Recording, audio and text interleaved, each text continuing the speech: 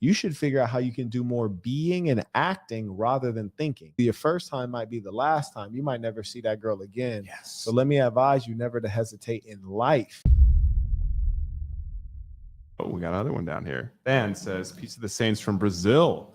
How to keep game sharp when you're not going out much. How to deal with uninteresting girls, the kind that don't match with you. The truth is, game never stops in any caliber of life. Like you thinking it stops because you like not dealing with women, but like if you're working, still got to spit some game, man. If you just going out for like to get a coffee or something like that, I mean, you still got to spit some game. That's right. The game don't stop. Realistically, the game is just like, it's just the tools you're given to be charismatic, charming. You should always be working it, no matter who you're talking to. It could be another guy. Like you should always be working it because you don't know what opportunity can step in front of your way. So the game don't stop, man. That's the truth. Some of y'all think the game stops. It doesn't. It don't even. It don't stop when you're in a relationship. It don't stop when you're not talking to people. It's always going on. The game is going on right now on the podcast.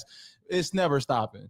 Never stopping. We might have to make a t-shirt. The game don't stop. There's no such thing as a game over. And you guys might say, Marquett, you keep talking about this footage, and we're chopping it up for you so that you can watch it because we have like 8 hours. Yeah, 8 hours from 2 different days. That's like a whole day worth of footage you got to sit through. We have a whole day worth of footage, so we're chopping it up. And as Jabrizi says, the game don't stop. And we're going to let you see what that looks like when you really are player. When you really are player. I describe player like it's a species. You heard me? You are a human. I'm a player. What I mean is this. We had walked 50 paces. We're going to a restaurant. I see a little broad. I say, is she married? Oh, by the way, you guys were asking for like pickup lines or openers. I'm saying crazy stuff. Hey, Mark, is she married? Which is a completely ridiculous comment because low-key, I don't care. It's not my responsibility to care about her marriage. It's her responsibility. I'm just saying that to open up the conversation. I would have said anything. Can I point something out? Yeah. That's great. You said it's not your responsibility. Some of y'all like coming at like this code approach and like it's a responsibility. Like you don't owe this person nothing. Yeah. Just have a good time, right? Yeah. So I was like, hey, Mark, is she married? And my boy turns around. He's like, hey, are you married? She was like, nah. He was like, nah, she's not. I was like, send her over here. You walking too close to us. And then I start kicking the game from there. So this is what I mean in terms of the game doesn't stop. Just adding on to what the Saints said. So boom, I talk to her, scoop up the information. We take 10 more steps. We're at a restaurant. I'm hollering at the hostess. Okay, cool. I stop hollering at the hostess. The other hostess walks us to the seats. He's hollering at the hostess. That hostess leaves. The waitress comes up. I'm hollering at the waitress. We done damn near hollered at 4 chicks in a space of 50 steps in the space of 10 minutes. The game don't stop, which is to say you're suggesting as though if you ain't out in the club or a bar, you're not spitting game. The truth is the real game does not happen in the club or the bar. And check on patreon.com/thesaintinthe-center. I have a video called How Women View the Club and the Bar. And I assure you, whereas you as a male go there to hunt, women go there to be seen and be with their friends. So you have very low chances of success there. You'd be better off hollering at a chick in a library than a club. At Target. You did. I ain't gonna lie, be some baddies at Target. Be some baddies at Target. See, yeah, I use Amazon or I send my female out. I ain't been there in a minute. I hit Target every now and then. I need to get like some tape, some duct tape. We got one from Unbounded Reality here. Will the new footage be on Patreon? And will the last lecture be posted as well? The last lecture will go back up. We need to edit because we got into some sensitive topics per Google's speech censorship.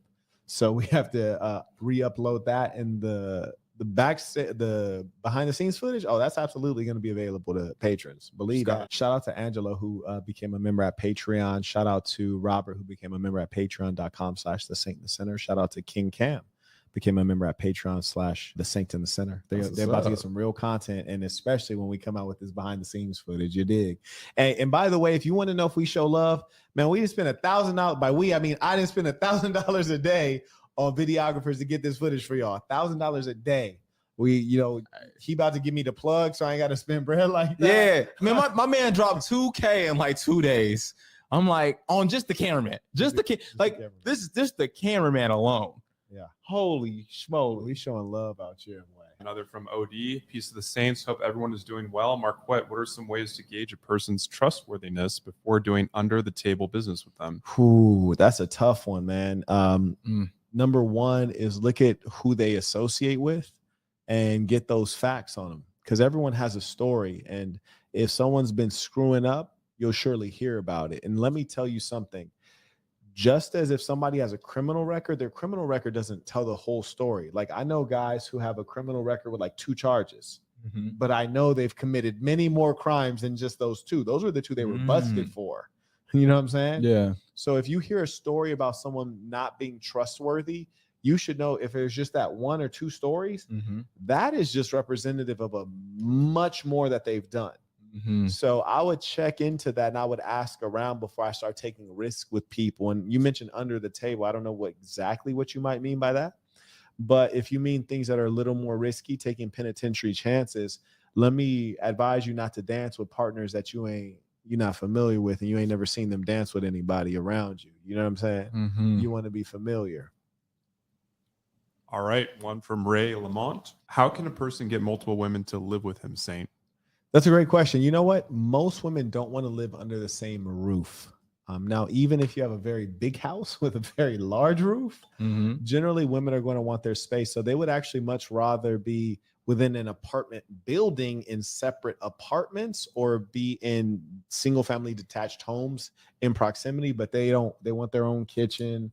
You know, they want to be able to wake up and be with you without that other woman being around. So that is one of the challenges. Now, you might say, well, Marquette, do I have to be wealthy to be able to set this situation up? No, you don't, because as that woman was able to provide for herself before you, now that she has you, she should be able to continue on with that. So now all your business is to direct her to locate where you want her to be for your convenience. We got one from Lee E. Peace of the Saints. Remove the word game from your vocabulary. What have you mastered? What makes you interesting? Shortcut, be in your element as much as possible. Okay. Agreed. And also remember that it doesn't have to be about you. It can be about her. You know, people are me monsters. They're interested in themselves. Like sometimes I even commit the unfortunate error of talking too much about myself, but really they want to hear themselves talk.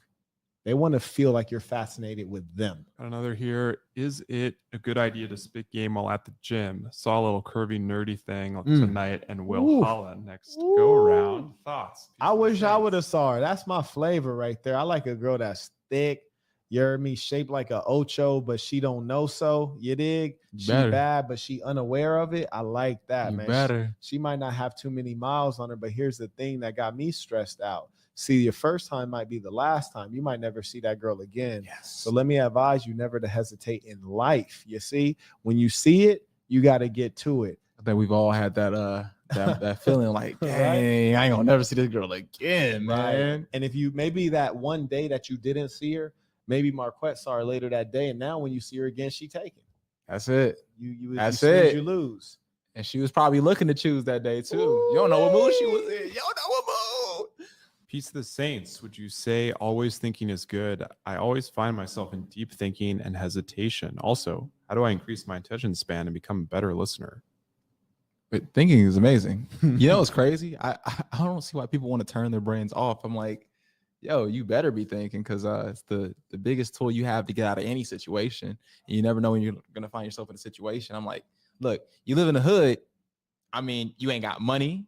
May not have much resources, may not have much people, but you got this in between your ears and you shouldn't look to shut it off, because it'll get you out of many situations.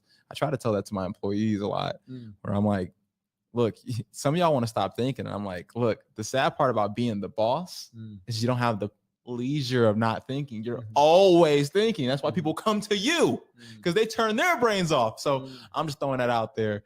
Marquette, what's your 2 cents on that? Those are great points, and I do agree. I would like to take a unique perspective on this. And as one who many consider a thinker and even a philosopher, I would ironically tell you that most people think too much and they don't do enough. They got so many ideas. Oh, you know, I was going to do this product. I was going to do that. I was going to go to this college. I was going to start this company. I was going to travel to Hawaii. They were about to do many things, but they actually did nothing. which Mhm. is to say most people are overwhelmed with thought. And I actually think that many of us have already done the thinking needed to achieve our most basic goals. We're not taking the action. So I would say you should figure out how you can do more being and acting rather than thinking. That's number one. And then you need to know when to think. That's the underlying piece. Like Jabrizi said, there's some things you really do need to think about, but most of the things you don't. For example, if you encounter a female walking by you and you find her to be attractive and she just took 2 steps by you, when she gets to step 5 and 6, she's a little bit too far to where it looks like you're chasing her. You should have caught her on step 1 and 2 when she was right by you, which is to say that there's no thinking that needs to be done. This is not astrophysics. You're not trying to build a time machine. That's facts. You're just trying to talk to a human being. Hi, how you doing? I'm Marquett Devon Burton. What? You said what? Marquett Devon Burton. Kick the game from there. You don't need to think. You're probably thinking in the wrong situation. So question 1 is, do I need to think about this or do I need to act about this? Do I need to think about it or be about it? Mm-hmm. And then the last piece, how do I increase my attention span to become a better listener? You know, one thing people won't tell you, and I'll be one of the rare ones to tell you, is you don't need to listen to everybody. That's one thing I learned in college when I finally realized, whereas in high school, they force you to go to the classes. In college, if you don't want to show up, you don't need to show up. Now, it might affect your ability to comprehend the material, but if you can go home and read the books and study with a few blonde chicks who know the stuff, and you can show up and pass the test, fantastic. I say that to say, at Berkeley, a prestigious university, half the professors were dead boring. You don't need to listen to everybody. Instead of figuring out, how do I listen to a boring person, you should try to figure out, how do I get around people who are more interesting and worth listening to? That's facts. I never looked at you and listened to you and thought like, oh, I'm about to fall asleep. That's never the case. I can enjoy the conversations. Yeah. I'm not going to spend any time around someone I don't want to listen to what they're saying. So here's a thinking opportunity. You should be thinking, how can I put myself around people who are worth being around?